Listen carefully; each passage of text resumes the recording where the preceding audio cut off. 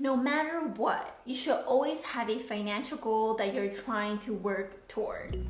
And by having a financial goal, you'll know what steps you need to take to get there. If you fail to plan, you plan to fail. By knowing what your financial goals are, it can be a lot easier for you to reach your goals, no matter where you are in your financial journey right now. So how do you start planning for your financial future?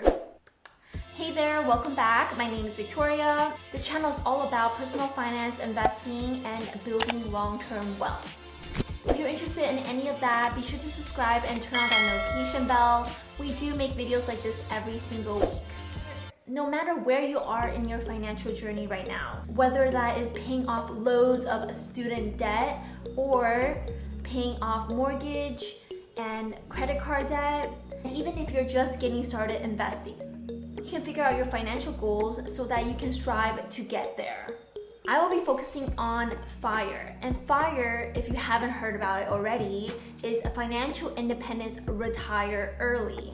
Whether you know about this movement or not, there is a bunch of people who are trying to become financially independent and also potentially retire early. Now, unlike some of you who have recently discovered the FIRE movement, so I'm just going to be sharing with you what I know about it and also why it's important to not only plan for FIRE, but figure out what your financial goals are.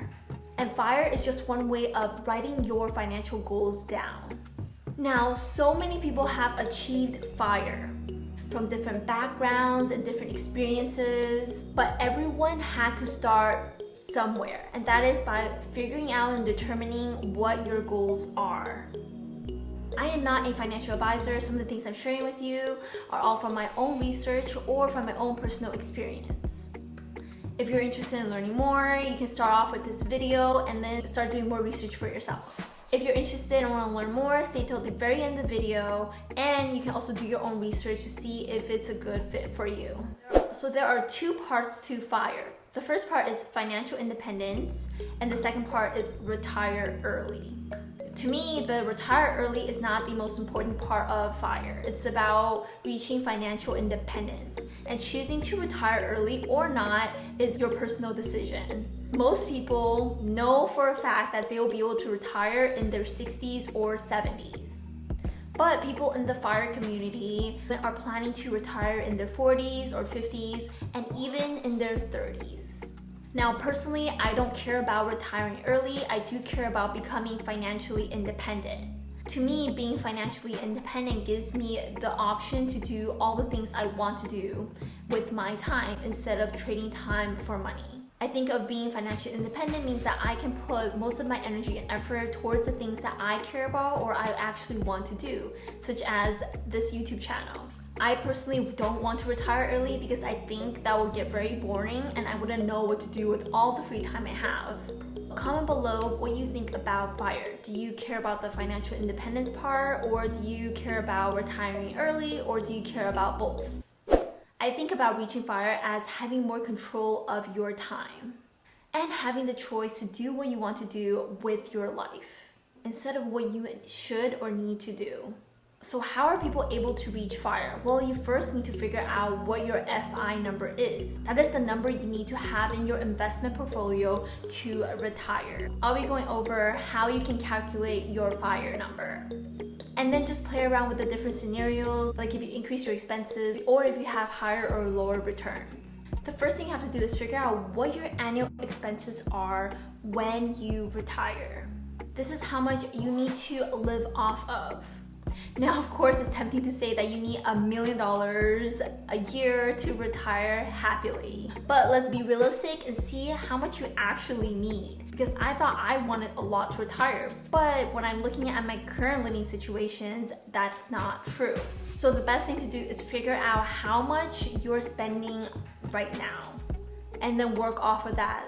But realistically speaking, how much are you actually spending every month? And then multiply that by 12 to get your annual living expenses. Moving on to the next part is multiplying your annual living expenses by 25. Now the question is, why 25? Why not 30? Why not 40 or 50? Well, it's because of the 4% rule. The 4% rule came from the Trinity study. The 4% rule is a safe withdrawal rate from your investment portfolio. To sum up the study, it was done by finance professors from Trinity University. They concluded that with an investment portfolio of 100% stocks to 0% bonds, you can withdraw 4% every year without running out of money for 30 years. And it accounts for inflation. This is assuming that your stock portfolio will increase 7 to 10% every year, which it has when you look back at the performance of the S&P 500.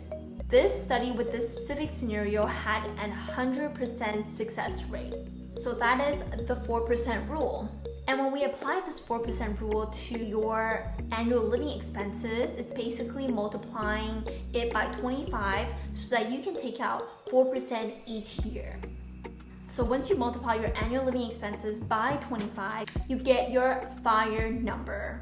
And now this number is what you need in your investment portfolio to be able to start withdrawing 4% every year. Take a look at an example. If my annual living expenses were $50,000 every year, I multiply that by 25, I have $1.25 million that I need in my investment portfolio to be able to reach FIRE. I don't know about you, but having something that's written that's a hard goal for me to reach is a lot easier for me to work toward than not knowing at all. If you could do that quick math, let me know what your FIRE number is.